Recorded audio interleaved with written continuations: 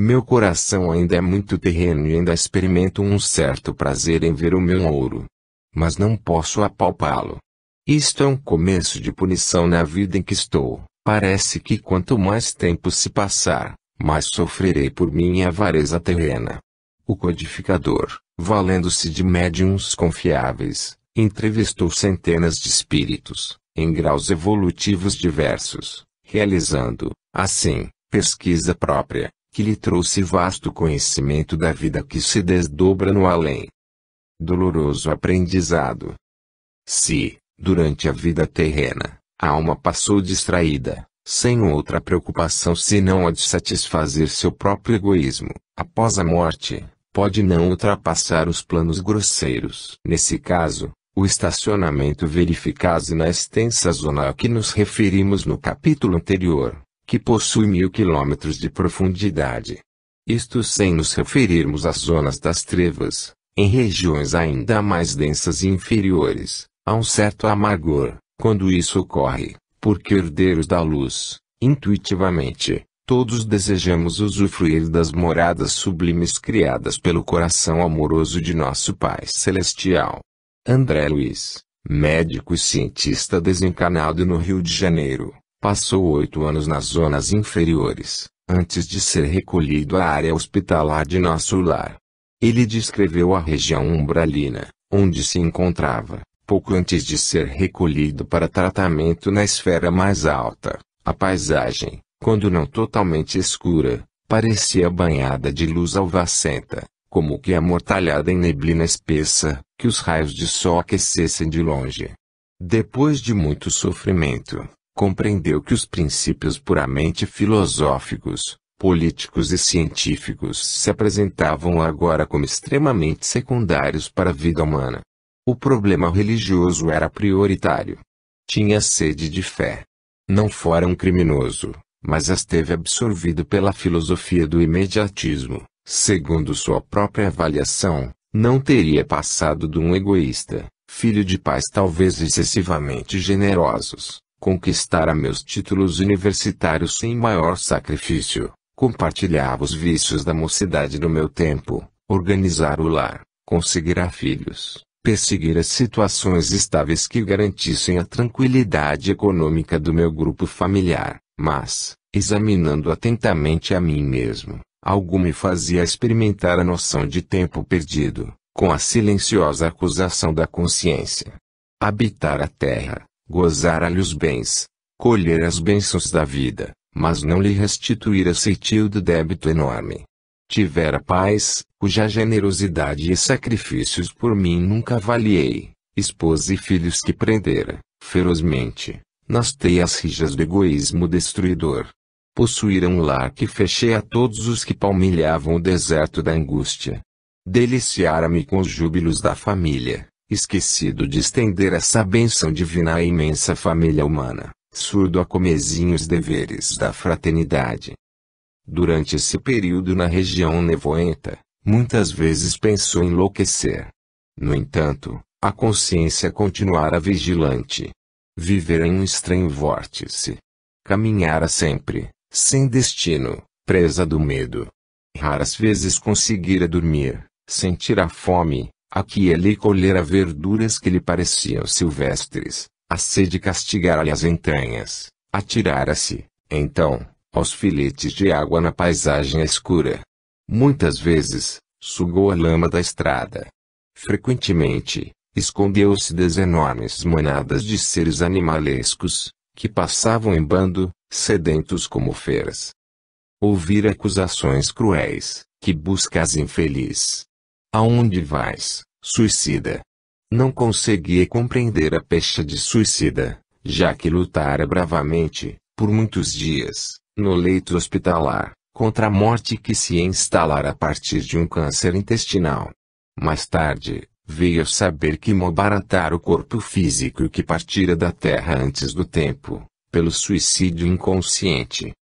Lembrava-se da última cena que precedera o grande sono, sua esposa e os 3 filhos contemplando-o no terror da eterna separação. Depois, o despertar na paisagem úmida e escura e a grande caminhanda que parecia sem fim. Em seu caso, passou diretamente do grande sono para a região umbralina. Embora não tivesse escolta visível, sua mãe o acompanhara, durante todo o tempo, das regiões superiores onde habita, enquanto o ministro Clarencio, ilustre morador de nosso lar, conhecia-lhe todos os passos na zona nevoenta. A comissão de recepção agia de forma oculta, acompanhando-lhe, à distância, mas de forma solícita e solidária, as disposições íntimas de mudança. Finalmente, 8 anos após a desencarnação, alquebrado pelo sofrimento, suas últimas resistências foram vencidas. Eu, que detestara as religiões no mundo, experimentava agora a necessidade de conforto místico. Médico extremamente arraigado ao negativismo da minha geração, impunha-se-me atitude renovadora. Tornava-se imprescindível confessar a falência do amor próprio, a que me consagrara orgulhoso. Colado ao lodo da terra, de mãos postas, feito criança, orou, então, com todas as suas forças, ao Supremo Autor da natureza, pedindo-lhe estendesse mãos paternais. Não soube dizer por quanto tempo ficou ali. Ah! É preciso haver sofrido muito, para entender todas as misteriosas belezas da oração. É necessário haver conhecido o remorso, a humilhação, a extrema desventura, para tomar com eficácia o sublime elixir de esperança. Um emissário dos céus surgiu, em resposta à sua ardente súplica. Era Clarencio, o velhinho simpático, protetor e amigo, que lhe sorria, paternalmente. Coragem, meu filho. O Senhor não te desampara. Nesse momento, André Luiz foi recolhido em alvo lençol e a caravana demandou nosso lar, a cidade que o acolheria a partir de então e a qual ele serviria com desvelado amor por mais de 50 anos. Dimensões espirituais inferiores. A primeira dimensão ou esfera está rente à Terra. Pertence ao umbral denso ou grosso e localiza-se em uma profundidade de 50 quilômetros, conforme já vimos. São regiões purgatoriais muito dolorosas e delas não temos muitas informações. O segundo abriga umbral leve, tem 950 quilômetros de profundidade e nela localizam-se os postos de assistência, muitos já descritos em páginas anteriores ou que serão citados posteriormente. Nessa esfera, zonas localizadas a grande distância da crosta, mas todas sofrem a influência mental da humanidade encarnada. A terceira dimensão ou esfera não deixa de ter na faixa limite ou de transição incrustada no umbral. A cidade nosso lar pertence àquela dimensão, mas possui psicosfera diferente, mais leve, diáfana, exalando paz e equilíbrio. As duas primeiras são regiões sombrias, onde há escuros precipícios, aves horripilantes e espíritos com aspecto assustador, mais do que o dos monstros mitológicos conhecidos. Em relação a essas regiões inferiores, Aniceto teve a oportunidade de explicar a André Luiz: todo este mundo que vemos é a continuação de nossa Terra. Os olhos humanos veem apenas algumas expressões do vale em que se exercitam para a verdadeira visão espiritual, como nós outros que, observando agora alguma coisa, não estamos igualmente vendo tudo. E acentuou: a percepção humana não consegue aprender senão determinado número de vibrações. Comparando as restritas possibilidades humanas com as grandezas do universo infinito, os sentidos físicos são muitíssimos limitados. O homem recebe reduzido o noticiário do mundo que lhe é moradia. E ressaltou de modo muito especial: porém, André, outros mundos suas, dentro dos mundos grosseiros, maravilhosas esferas que se interpenetram. O olho humano sofre variadas limitações e todas as lentes físicas reunidas não conseguiriam surpreender o campo da alma, que exige o desenvolvimento das faculdades espirituais para tornar-se perceptível. A eletricidade e o magnetismo são as duas correntes poderosas que começam a descortinar aos nossos irmãos encarnados alguma coisa dos infinitos potenciais do invisível, mas ainda é cedo para cogitarmos de êxito completo. Mas é precioso levar em conta a existência de zonas ainda piores que as do umbral. Denominam-se trevas as regiões mais inferiores conhecidas. Localizam-se abaixo da superfície terráquea. É preciso lembrar que o espírito também obedece a princípios de gravitação, de modo que, nesses casos, o peso específico do perispírito só vai lhe permitir a localização nessas regiões mais densas. A Terra não é somente o campo que podemos ferir ou menosprezar, a nosso bel prazer. É organização viva, possuidora de certas leis que nos escravizarão ou libertarão, segundo nossas obras. É claro que a alma esmagada de culpas não poderá subir à tona do lago maravilhoso da vida. Quais seriam, então, os habitantes dessas regiões tormentosas? O instrutor Deroso responde: nas zonas inferiores propriamente ditas, apenas residem aquelas mentes que, conhecendo as responsabilidades morais que lhes competiam, delas se ausentaram, deliberadamente, com o louco propósito de ludibriarem o próprio Deus. Assim, para ele, o inferno é vasto campo de desequilíbrio, estabelecido pela maldade calculada, nascido da cegueira voluntária e da perversidade completa. O livro Libertação, de André Luiz descreve, de forma completa, as regiões das trevas e seus habitantes, constituindo-se em um dos mais belos compêndios de estudo da vida no além.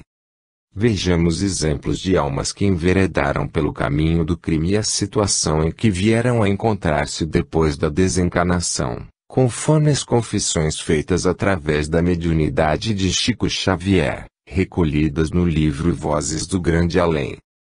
Uma aborteira. R.S.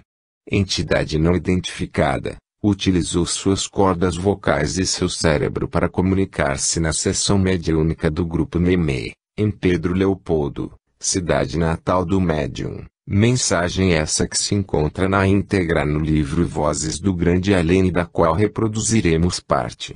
Deus de bondade e de amor, dai-me forças para que a minha voz não trema na confissão e ensinamento, a que me sinto obrigada, meus irmãos. Fala-vos pobre mulher desencanada que, até agora, tem vagueado no charco de choro e sangue. Se inicia, assim, a comunicação.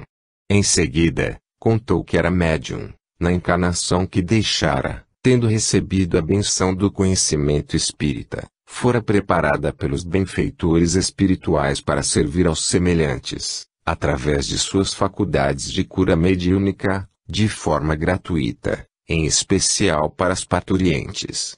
Renascer em lar pobre, em sua vida privada era uma simples lavadeira.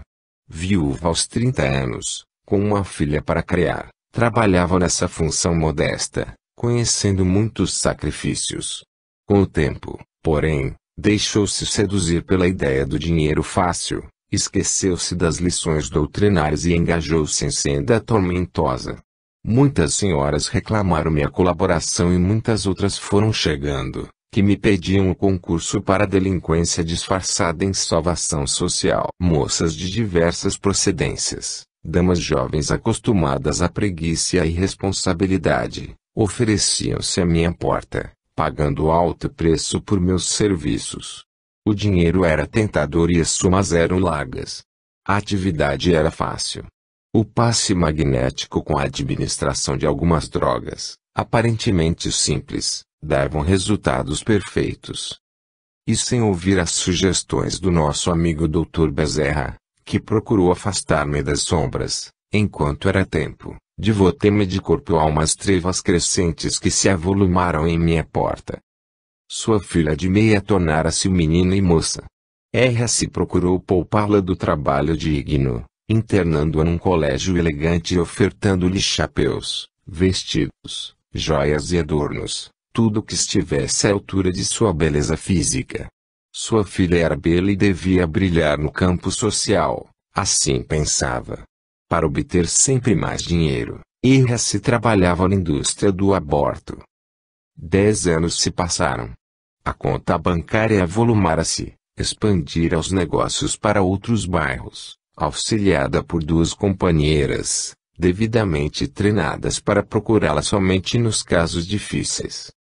Estava construindo o palacete que sempre sonhara para a filha, escolhendo tapetes e telas raras, ao gosto da jovem.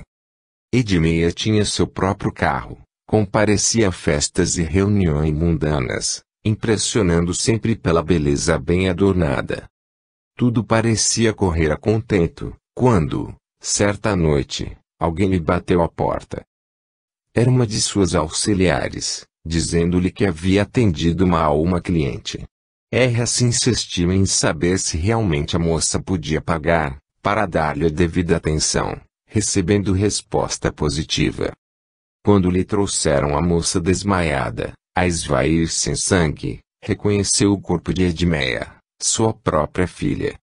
Minha filha era também uma cliente da indústria do aborto. Em vão, tentei o socorro tardio, tudo estava no fim. Edmeia morreu em meus braços, tombei desalentada, a dor rompera-me um vaso importante e por 2 meses agonizei, até que a morte me arremessou à sinistra região em que me vejo cercada por largas nuvens de lodo e sangue, escutando os comoventes vagidos de criancinhas assassinadas. Nunca pude pisar no palacete que minha filha e eu mandáramos construir. Tenho vivido no lago de sangue, de treva, de dor, de angústia, de maldição.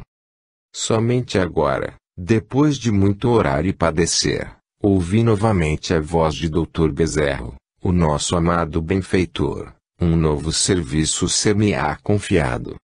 Devo, por 10 anos, trabalhar nos lupanares e nos gabinetes em que o aborto se transformou em criminoso negócio, no sentido de amparar as jovens irrefletidas e as mulheres desorientadas.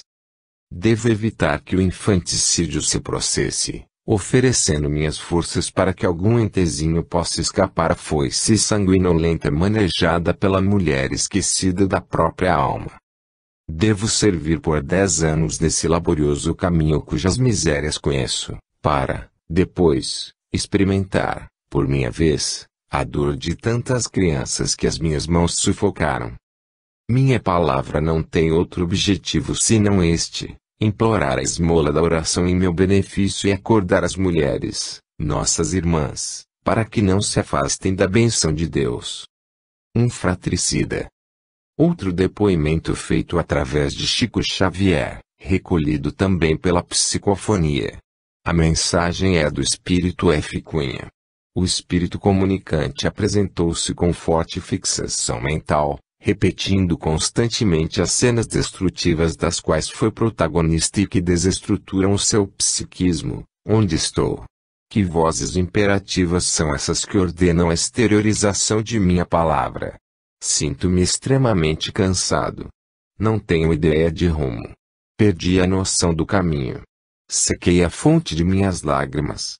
Estou cego. Bati a porta da oração, inutilmente. Confessar-me para que ouvidos? Basta lembrar o recomeço. Vejo a sala de nossa casa. Tudo iluminado dentro da noite. Desejava desfazer-me de minha irmã solteira. Herdáramos grande fortuna. Devia-la associar-me ao destino. Desejava, contudo, senhorear a sós o patrimônio financeiro que nos favorecia o mundo familiar. Angelina era meu obstáculo. Arquitetava planos de modo a eliminar-lhe a presença, até que uma noite minha irmã veio confessar-me um amor infeliz. Amara e não era amada, maquinado meu crime, roguei-lhe renunciasse àquela afeição mal-nascida, preparei deliberadamente o fratricídio. Conduzia para nossa pequena sala de leitura e de música. Pedi-lhe, em nome de nossa grande amizade, escrevesse uma carta de despedida ao ingrato que lhe não acolhera a tenura. Como valorizar um homem que lhe menoscabava o coração? Convencia. Angelina, em pranto, grafou missiva de adeus. Leu-a, comovidamente, para mim. Aprovei-lhe os termos. Em seguida, roguei-lhe tocasse ao piano velha a música triste de nosso ambiente doméstico. Desejava preparar meu delito. Angelina tangeu suavemente o teclado. Em uma valsa de despedida, predileta de meu pai que nos deixara, a caminho do sepulcro, seguindo os passos de nossa mãe. Logo após, aconselhei-lhe o recolhimento. Sentia dores, repetiu. Prometi-lhe uma fricção de óleo balsâmico no tórax, tão logo se visse recolhida ao leito. Angelina obedeceu sem tergiversar. Na penumbra, preparei o revólver. Envolvi minhas mãos em 2 lenços para evitar qualquer vestígio que me denunciasse a autoridade policial. Na sombra do quarto, procurei no peito o local dolorido e desfechei-lhe um tiro certeiro no coração. Ela morreu como uma ovelha em bele no matadouro. O sangue borbotou em torrentes. Com cautela, prendi-lhe a arma à mão flácida, preparei o ambiente e, depois de algum tempo, clamei por socorro. A tese do suicídio que eu apresentara foi amplamente aprovada. Depois dos funerais, a visão do ouro superou o remorso. Eu era, enfim, o dono de enorme fortuna. Podia dispor dela à vontade. E assim fiz. Governei largos haveres. Sufoquei a consciência. Gozei a vida como melhor me pareceu. Despendi largas somas, viajei, dominei, fiz o que meus caprichos reclamaram, até que, um dia, num desastre, não sei que gênios perversos me situaram o carro à frente de um abismo no qual me despenhei, meu corpo também foi aniquilado entre ferros torcidos.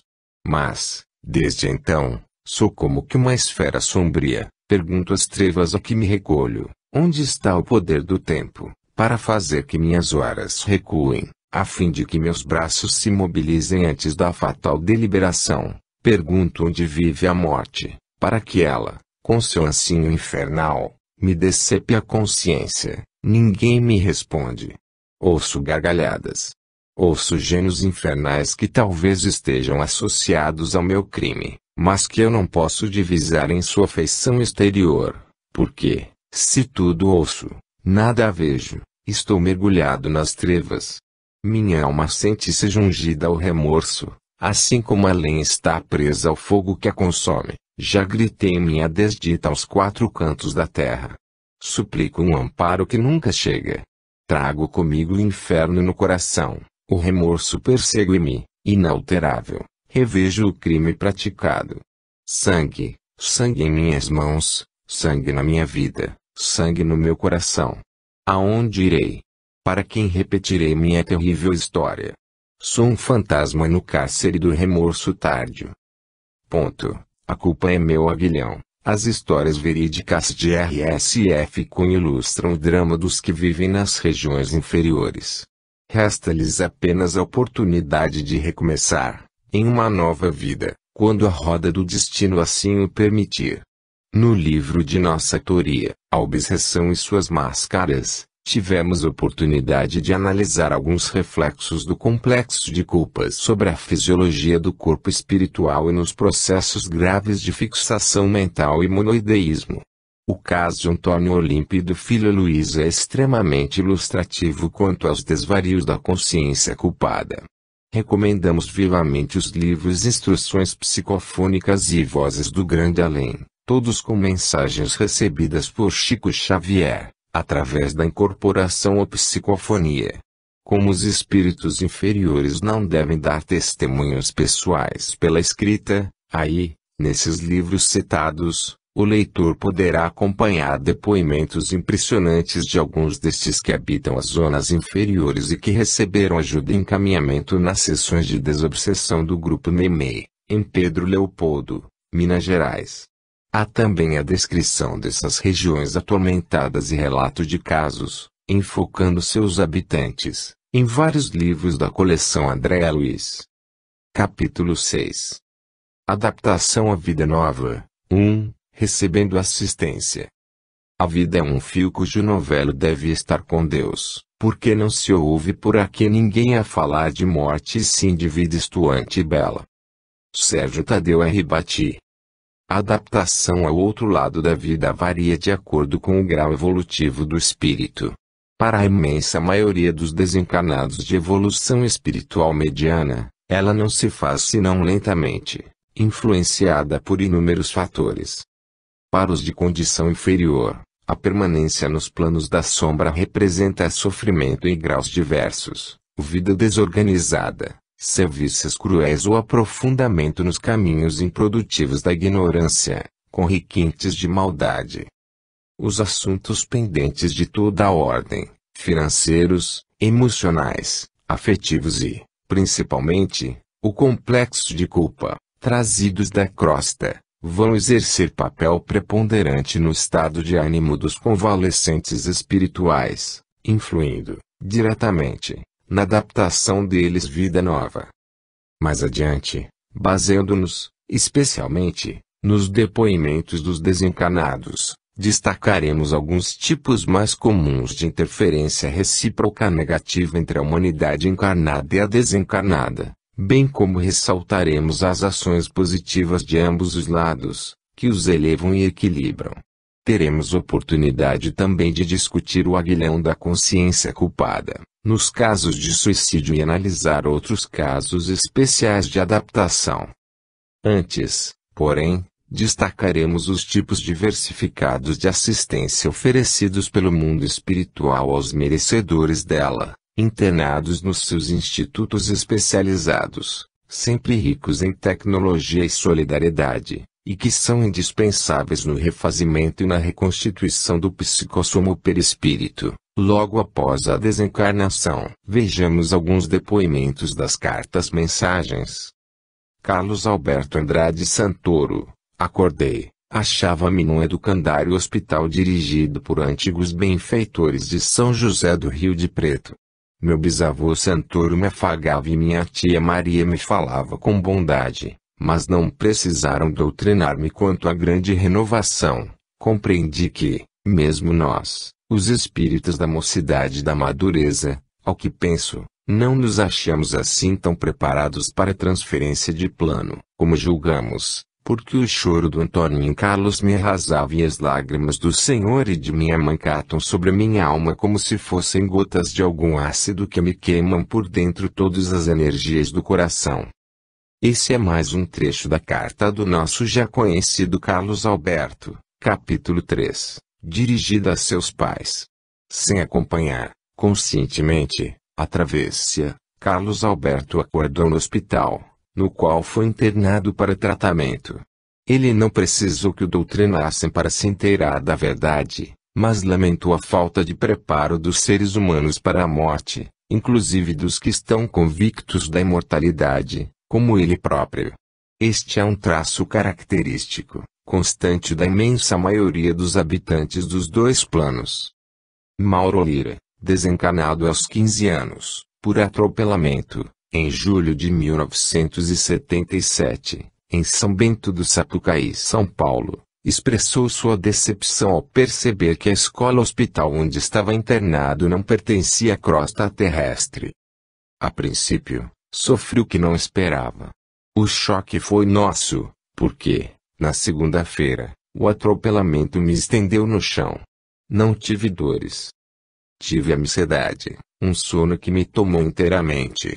Acordei numa escola-hospital, acreditando que o desastre me deixara com possibilidade de recuperação, mas quando os médicos daqui observaram que melhorava minhas disposições íntimas, foi o estalo maior no coração. Sabendo-me em uma espécie de vida, chorei como quando em criança. Mamãe me parecia tão viva por dentro de mim, a chorar e a perguntar-me quanto ao porquê da provação que experimentávamos. Como se eu tivesse um espelho no pensamento e um telefone nas entranhas do coração. Meu filho, por quê? Por quê? Observa-se o cuidado dos desencarnados em contar ao recém-chegado que ele já deixou o corpo físico e também a enorme repercussão dos pensamentos dos encarnados, sobretudo os de sua mãe, sobre o convalescente. Wilson Elian Garcia, estava casado há pouco mais de 12 meses. Completaria 25 anos de existência uma semana depois de sua morte, quando desencarnou, no incêndio do edifício Joelma, no dia 1º de fevereiro de 1974. Na carta aos familiares, referiu-se ao edifício Joelma como sendo um templo de transformação para Deus. A princípio, conforme explicou, deixou-se conduzir pelo desejo natural de escapar, de lutar pela sobrevivência. Depois, foi a tosse, o cérebro tomado, como se houvesse sorvido uma bebida forte e, em seguida, um sono com pesadelos. Os pesadelos das telas em derredor que vocês podem imaginar como tenham sido. Posso dizer a você, mamãe, que pensávamos em helicópteros que nos retirassem das partes altas do edifício e com espanto, quando acordei ainda estremunhado, fui transportado para um aparelho semelhante, junto de curtos amigos. Era assim tão perfeita a situação do salvamento que fui alojado no hospital, como se estivéssemos no hospital da cidade para recuperação, antes do regresso à nossa casa. Relatou, então, que viu o avô, recordou cenas dos tempos de criança, viu-se menino, na memória, e compreendeu que estava na vida espiritual. O hospital não era mais daqueles que conhecemos no mundo. Viu e abraçou os antigos mestres do Colégio São Bento, entre eles Dom Lourenço Zeller. Os que acreditam aí no mundo que a morte seja uma cortina de sombra e esquecimento, saibam que das cinzas do mundo surgem os nossos agradecimentos e os grandes benfeitores delas renascem para ajudar aos que caminham em passos vacilantes para as verdades maiores. Na vida nova, a convalescência em hospital-escola, a presença de parentes e amigos, com seus conselhos e diálogos terapêuticos, ao lado da modificação mental do recém-desencarnado, constituem fatores importantes na sua adaptação. José Roberto Pereira da Silva, Beto, iniciar o curso na Faculdade de Medicina de Mogi das Cruzes, quando um acidente ferroviário, a 8 de junho de 1972, ceifou sua existência terrena, aos 18 anos. Ele relata aos pais seu despertar no além, como que prosseguia, a dormir, na viagem que parecia não terminar, até que minhas impressões se transformaram num pesadelo, do qual acordei no leito de tranquila enfermaria, com uma faixa a me resguardar a cabeça. Despertei sentindo dor, e imaginei que fora acidentado, sem a certeza disso. Remédios vieram de mãos amigas e dormi de novo para depois acordar com mais calma. Entretanto, aí fora nossa casa, a se revelar por dentro de mim. O senhor e a mamãe chorando e clamando, sem que eu nada pudesse responder.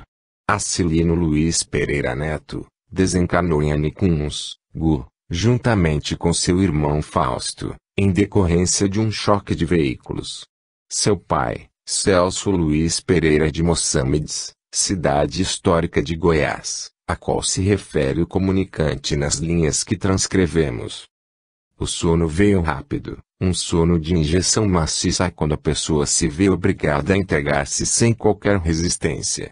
Depois, nada mais vi senão que despertava com meu avô Acilino e com um amigo que me lembra a parte de seu nome Luiz Pereira.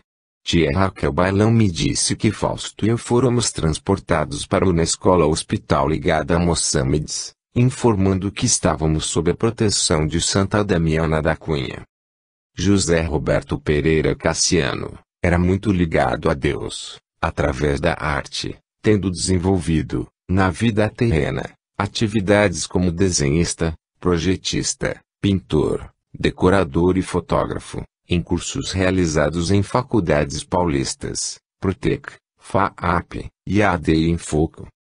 No dia 9 de março de 1974, um sábado à noite, esse jovem sensível deixou o mundo terrestre, em virtude de traumatismo craniano, provocado por acidente automobilístico na Via Anchieta, em São Paulo. Como estivesse sem documentos, José Roberto foi enterrado como indigente, apesar da busca desesperada de seus pais. Todos esses fatos desconhecidos do médium foram descritos pelo espírito durante a comunicação. E mais, o apelido Xabi, que havia incorporado ao próprio nome, era detalhe totalmente ignorado pelo médium. No entanto, José Roberto não se esqueceu de adjuntá-lo ao prenome na assinatura final. Após a morte no acidente da Anchieta, ele fora recolhido, inicialmente, em um posto de assistência junto a São Bernardo do Campo, não longe do local onde havia sofrido a queda. Depois, foi transferido para outro lugar. Ele mesmo descreveu um hospital-escola ou, melhor, um educandário de recuperação espiritual me abrir as portas e desse recanto de paz e amor consegui sair, devidamente acompanhado, para visitar papai na Beneficência Portuguesa.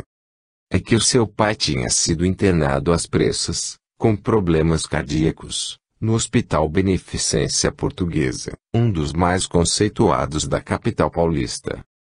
Tratamento e convalescença. Como temos visto nas cartas-mensagens, são inúmeras as referências a hospitais e postos de refazimento, onde os recém-desencarnados recebem assistência. Essas instituições oferecem excelente qualidade de atendimento, como podemos constatar por vários testemunhos. Carlos Gattastur, desencarnado aos 17 anos, em São Paulo, dirigiu seus pais, contando sobre o tipo de assistência que recebeu. Aí no mundo temos apenas um xerox da pessoa que realmente somos. Tudo aqui mudou e, ao mesmo tempo, preciso dizer que a mudança não é assim sensacional. Estou muito bem tratado num hospital maior que o Sírio-Libanês, e onde os aparelhos para as minhas melhoras não me castigam tanto o estômago e os intestinos. O jovem refere-se ao Hospital Sírio-Libanês, um dos mais importantes do país, onde esteve internado em seus últimos dias terrestres. Recomposição do perispírito. É possível também, através das mensagens, listar os fatores que interferem na recomposição do psicossoma. Falta de preparo íntimo. Wellington Ramon Monteiro Rodrigues, cursava a Faculdade de Engenharia de Bauru, no interior paulista, quando veio a desencarnar de acidente automobilístico na rodovia Piratininga, aos 21 anos. Filho caçula de D. Helena, Edna, e do Dr. André Monteiro Rodrigues, enviou várias mensagens através do médium Chico Xavier.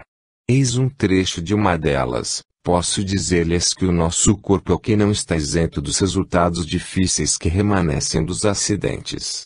Não temos um corpo de impressões e, sim, um veículo de manifestação com fisiologia maravilhosamente organizada. E a qualquer estrago obtido no mundo, nos casos de impacto, somos obrigados a tratamentos laboriosos, como acontece em qualquer hospital de Ourinhos. As observações de Wellington são justas. Em muitos casos, o perispírito ou psicossoma demora meses e até anos para se recompor, de acordo com o preparo mental. Volquemar Carvalho dos Santos, escreveu a sua mãe Walquiria, abordando o mesmo assunto. Aos 21 anos, ela também foi uma das vítimas do pavoroso incêndio do edifício Joelma em São Paulo, no dia 1º de fevereiro de 1974.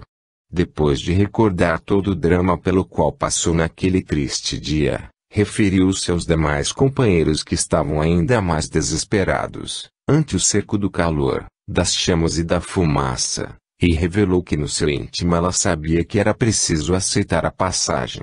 E aceitou-a. Meu avô e meus amigos me ajudaram e prossigo na recuperação necessária. Os irmãos hospitalizados, os que se refazem do choque, os que se reconhecem desfigurados por falta de preparação íntima na constituição da própria forma e os que se acusam doentes são ainda muito.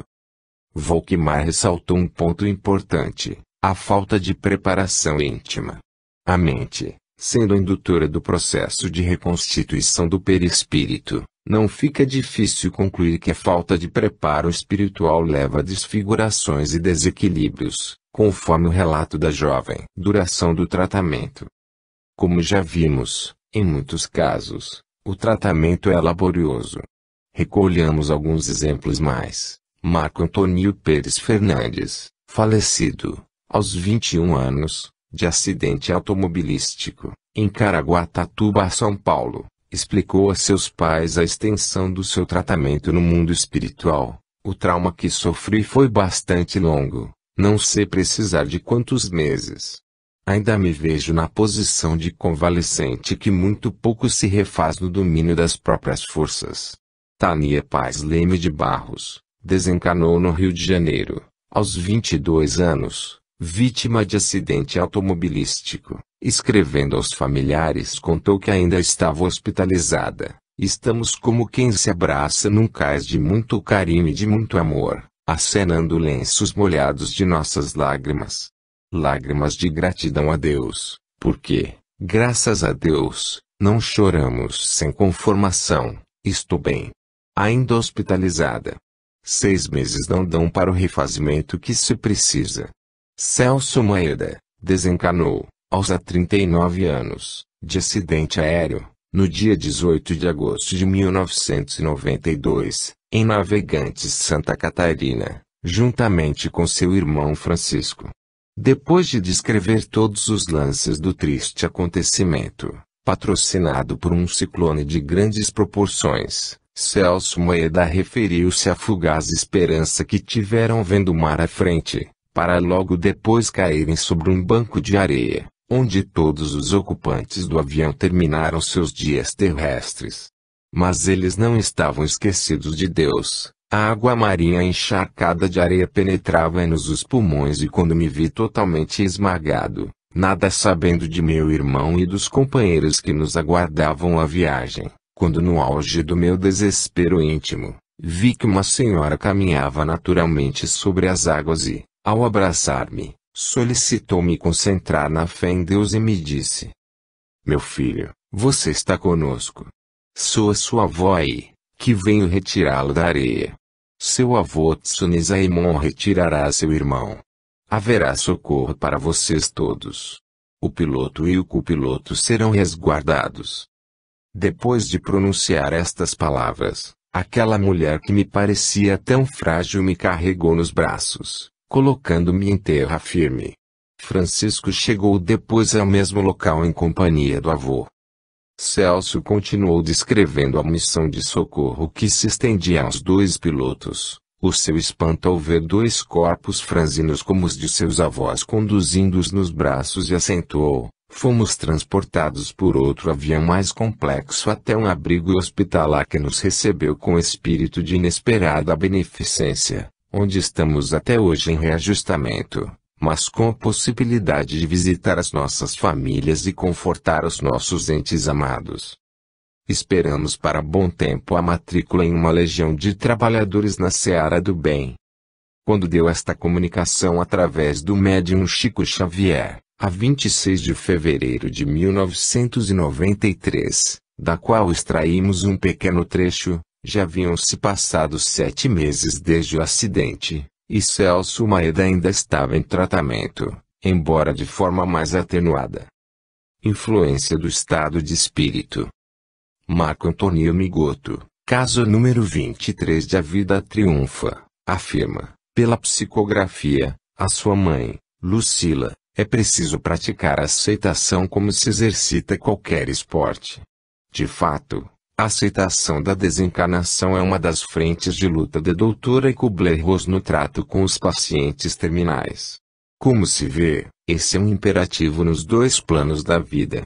Adelmo Franco Tomé, jovem engenheiro civil, formado pela Universidade de Santa Cecília, na cidade de Santos, São Paulo, foi lançado para fora, quando o carro que dirigia capotou, enquanto sua noiva Marie permanecia dentro dele.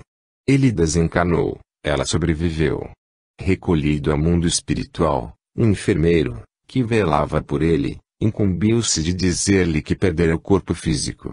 Chorei muito, a feição de um menino contrariado, mas o companheiro inesperado me advertiu que as minhas melhoras teriam o tamanho de minha conformação. Comecei a esforçar-me por aceitar o acontecimento e, com poucos dias, pude retornar a falar e conversar. Penso que a morte do corpo está muito longe da compreensão dos que ficam na retaguarda. Estou quase bem e estarei bem quando as saudades não me oprimirem o íntimo com tanta força. O fato de esforçar-se para aceitar, abriu ao jovem Adelmo um novo campo mental, porque, em última análise, aceitação significa a submissão à vontade divina, às leis de Deus. Com ela, a adaptação à vida nova dá-se com mais facilidade. Juraci Borges Mendonça de Almeida, desencanou, aos 43 anos, no tido Hospital Santa Helena, de Uberaba, Minas Gerais, a 4 de setembro de 1987, vítima de angioma cerebral. Como já ressaltamos, a doença prolongada prepara melhor espírito para a aceitação, embora não seja regra geral. No caso de Juraci, houve esse preparo. Muito ligada à sua prima Magda Borges Terra, em várias encarnações, dirigiu a ela várias cartas, através do bondoso Chico. Eis um trecho da primeira. Digo a você que apenas passei por um remanejamento de hospital para hospital, com a diferença justa de ambiente. Explicou, então, que o regime no mundo espiritual é diferente. Não estou entre as quatro paredes da cela curativa de nosso acolhedor Santa Helena, mas sim numa instituição mais ampla, na qual os convalescentes, entre os quais me vejo, podem sair em determinados horários, cada dia, para respirar o ar puro do grande parque que nos rodeia. Estamos desencanados, mas não desvinculados, porque o amor é um laço de luz que nos prende uns aos outros, libertando-nos ao mesmo tempo pelas ideias novas que nos insufla. Diálises no tratamento da leucemia. Luiz Paulo Alves Reis, desencanou aos 11 anos, em Ribeirão Preto, em consequência de leucemia. Eis parte da linda carta dirigida aos seus pais: não pude mais. Chegou um momento, em que me vi cercado por irmãos franciscanos, pois eram eles, aos meus olhos, enfermeiros novos, que me assistiam. Um deles colocou uma das mãos sobre a minha cabeça e adormeci. Passei por um tempo de esquecimento que não entendi até hoje. Estava num aposento amplo com o meu avô Armando, a minha avó e a minha tia, estendendo meus braços a falar em frases de bênçãos e boas-vindas, quase descrendo de quanto vi e ouvia. Fui tratado por medicina que me reavivou o ânimo para retomar a vida. Entretanto, passei por uma espécie de diálise, em que todo o meu sangue foi reconstituído. Sandra Regina Camargo, uma linda menina, que deixou o corpo físico aos 9 anos, na cidade de Goiânia, aos 10 de agosto de 1977, também em consequência de leucemia, teve um tratamento idêntico. Ela escreveu a sua avó Julieta Pereira Muniz, no dia 17 de janeiro de 1981. Vejamos o destaque. A vovó Mariquinha me trouxe até aqui para contar-lhe que estou bem. A saúde voltou. Aqui me mudaram todo o sangue. Não sei se você pode compreender isso, mas é assim mesmo. Dizem que a leucemia é um empobrecimento curável aqui, com a substituição do sangue que é nosso. Como é isso eu não sei dizer, como também aí em nossa casa eu nunca soube explicar o que era meu sangue e por que deveria tê-lo em minhas veias. Sandrinha informou também que está crescendo no mundo espiritual. Gilberto Teixeira da Silva Júnior, desencanou, aos 21 anos, também em consequência de leucemia, submetendo-se, no mundo espiritual, ao mesmo tratamento. Durante 4 meses fez diálises bissemanais, em um instituto de tratamento espiritual, nos arredores de São Paulo. Meu sangue era retirado para ser retemperado em recipiente próprio e depois voltava ao meu sistema vascular, com uma dor para a qual era inútil que eu solicitasse os sedativos. Devia readaptar-me à minha própria natureza, diziam os mentores médicos mais experientes. Nada que me proporcionasse alívio imaginário, porque as células de meu novo corpo não retomariam a normalidade precisa. Afinal, depois de 4 meses de sofrimento e valentia suposta, estava sem traços da moléstia que se me fizera hóspede por tanto tempo. Cirurgias no além. Escrevendo para a filha, D. Sara Buganemi ressaltou, entusiasmada: temos aqui hospitais melhores que os melhores do mundo. Se alguma felicidade encontramos aqui, essa é aquela que nasce de nossos pequenos esforços no amor ao próximo. De fato, o tratamento hospitalar é de primeira. Vejamos alguns casos que necessitaram de cirurgias no corpo espiritual. Hilário Sesfini, nasceu em Rio Preto, a 18 de dezembro de 1921. Deixando a existência corpórea na noite de 30 de março de 1976, aos 55 anos, vítima de infarto do miocárdio. voltou pelo lápis mediúnico, trazendo informações preciosas. Em carta-mensagem dirigida à sua mãe e os parentes, Gerson e Hilda, seus irmãos, Romeu, cunhado e Carmelo, pai deste último. Na visão panorâmica de recapitulação, logo após a desencarnação, Hilário reviu sua infância em São José do Rio Preto. Na década de 1920, abraçou um amigo dessa época, o França, da farmácia Nossa Senhora do Carmo, sempre amparado pelo avô Sestini. Foi, então, conduzido à Casa de Saúde Santa Teresinha que, curiosamente, reassumia a forma pela qual a conhecera na infância, embora não mais existisse no plano físico, no momento da sua desencarnação.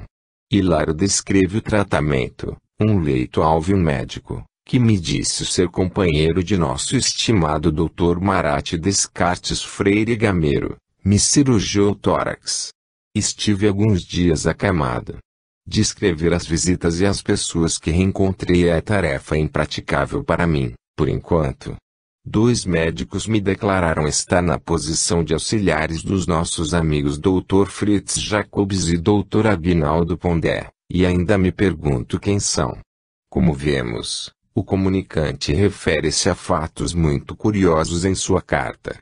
Além da cirurgia espiritual pela qual passou, procedimento pela primeira vez descrito pela psicografia, Hilário descreve 2 construções que não existem mais, a farmácia Nossa Senhora do Carmo e a Casa de Saúde Santa Teresinha. Depois de exaustiva pesquisa, seu irmão, Gerson Sestini, descobriu-as nos arquivos da Rio Preto Antiga e suas fotos constam do mesmo livro que publicou a longa mensagem, Vida no Além. Aliás, é preciso ressaltar que a cirurgia foi realizada na Casa de Saúde Santa Teresinha situada na esfera espiritual. Esse dado é muito importante porque nos dá a ideia da repercussão das construções terrenas no ambiente imediatamente contíguo à crosta e de como elas são conservadas.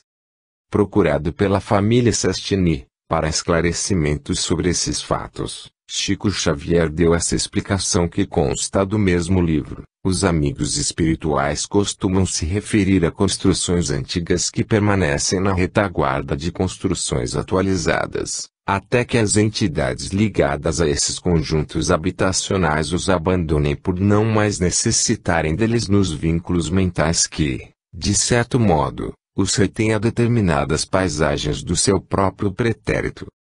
Faz sentido, portanto, a informação do técnico, entidade que se comunica através da transcomunicação instrumental em Luxemburgo, quando diz que os espíritos necessitam de determinadas construções para adaptarem seu ambiente terrestre. Na verdade, o problema é de adaptação mental. Tivemos oportunidade de analisar este assunto, mais detalhadamente, na Folha Espírita, fevereiro de 1998.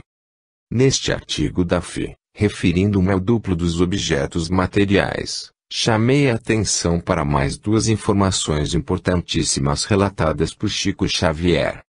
Certa vez, falando de suas experiências, o médium fez esta síntese: vejo um mundo dentro de outro. Esta informação sempre nos intrigou, sem que a compreendêssemos muito bem. E está ratificada no livro Os Mensageiros já referida por nós em outra parte.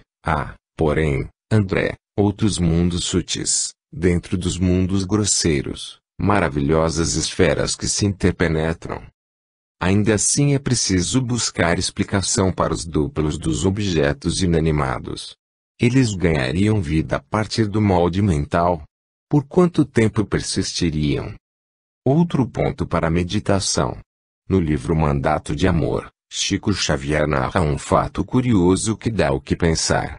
Certa vez, Dr. Inácio Ferreira, ilustre psiquiatra que dirigira o Sanatório Espírita de Uberaba, durante mais de 50 anos, desencarnado em 27 de setembro de 1988, procurou o médium, de madrugada, no dia 11 de janeiro de 1989, pedindo-lhe o concurso, para mandar um recado a Dona Maria Aparecida A.V. Ferreira, sua esposa. Ela morava na mesma casa onde deixara sua biblioteca, patrimônio importante de sua existência terrena. O médium seguiu com ele, madrugada afora, desdobrado, e falou com Dona Maria Aparecida, em espírito.